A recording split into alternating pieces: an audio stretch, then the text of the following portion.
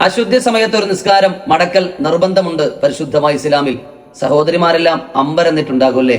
ഉസ്താദെ, സാധാരണ ഞങ്ങൾ എല്ലാവരും പഠിച്ചത് അശുദ്ധ സമയത്ത് നിസ്കരിക്കൽ ഹറാമാണ്, അതുപോലെ തന്നെ ആ നിസ്കാരം മടക്കേണ്ടതുമില്ല. പിന്നെ എങ്ങനെയാണ് ഇങ്ങനൊരു നിയമം? വിചിത്രമായൊരു കാഴ്ച തന്നെ.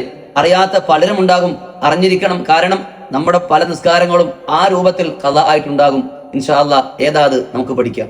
ഒരു പെൺകുട്ടിയുടെ ആർത്തവരക്തമോ പ്രസവരക്തമോ നിന്നാൽ ആ പെൺകുട്ടി ഒരു വഖത്തിന്റെ അവസാന സമയത്തിലാണ് ഇപ്പോൾ ഉള്ളത്. ഉദാഹരണം പറഞ്ഞാൽ മഗ്‌രിബ് ബാങ്ക് വിളിക്കാറായി, ഇപ്പൊ ആ കുട്ടി ഉള്ളത് അസറിന്റെ സമയത്തിലാണ്. അല്ലാഹു അക്ബർ എന്ന് പറയാനുള്ള സമയം ഇനിയുണ്ട്. അപ്പോഴാണ് ഹൈലോ നിഫാസോ നിന്നത്. എന്നാൽ ആ കുട്ടി കുളിച്ച് ശുദ്ധിയായി ആ അസർ നിസ്കരിക്കൽ നിർബന്ധമാണ്. ഇതാണ് ഉസ്താദ് നിങ്ങൾ വലിയ സംഭവമാക്കിയത്? ഇതൊക്കെ ഞങ്ങൾക്ക് അറിയുന്ന കാര്യമല്ലേ? ടിസ്റ്റ് അവിടെയല്ല. നമുക്ക് ഇതിനകത്ത് മറ്റൊരു കാര്യം പഠിക്കാനുണ്ട്. ഈ നിസ്കാരത്തോടൊപ്പം ജംആക്കപ്പെടാൻ പറ്റുന്ന നിസ്കാരമാണ് മുമ്പ് കഴിഞ്ഞതെങ്കിൽ ആ നിസ്കാരം കൂടെ നിർവഹിക്കൽ നിർബന്ധമാണ്. ഈ ജംഅ എന്ന് പറഞ്ഞാൽ യാത്രാവേളകൾ നമ്മൾ കൂട്ടിച്ചേർത്ത് നിസ്കരിക്കല്ലേ, അതിനാണ് ജംഅ എന്ന് പറയുന്നത്. ഉദാഹരണം പറഞ്ഞാൽ ഇശാഉം മഗ്‌രിബും അത് ജംഇൽപ്പെട്ടതാണ്. ളുഹറും അസറും ജംഇൽപ്പെട്ടതാണ്.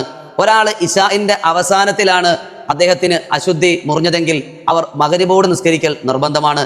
അതുപോലെ അസറിന്റെ സമയത്തിലാണ് ഹൈലോ നിഫാസോ മുറിഞ്ഞെങ്കിൽ അവർക്ക് ളുഹർ കൂടി നിസ്കരിക്കലും നിർബന്ധമാകും. എന്നാൽ സുബഹിന്റെ സമയത്ത് മുറിഞ്ഞാൽ സുബഹി മാത്രം നിസ്കരിച്ചാൽ മതി. അതുപോലെ ളുഹറിന്റെ സമയത്ത് നിസ്കരിച്ചാൽ മുറിഞ്ഞാൽ ളുഹർ മാത്രം നിസ്കരിച്ചാൽ മതി. മഗ്‌രിബിന്റെ സമയത്ത് മുറിഞ്ഞാൽ മഗ്‌രിബ് മാത്രം നിസ്കരിച്ചാൽ മതി. ഇവിടെ അസറിന്റെ സമയത്തോ ഇശാഇന്റെ സമയത്തോ ആണ് മുറിഞ്ഞെങ്കിൽ ജംഇൽപ്പെട്ടതായ മഗ്‌രിബും ളുഹറും നിസ്കരിക്കൽ നിർബന്ധമാകും.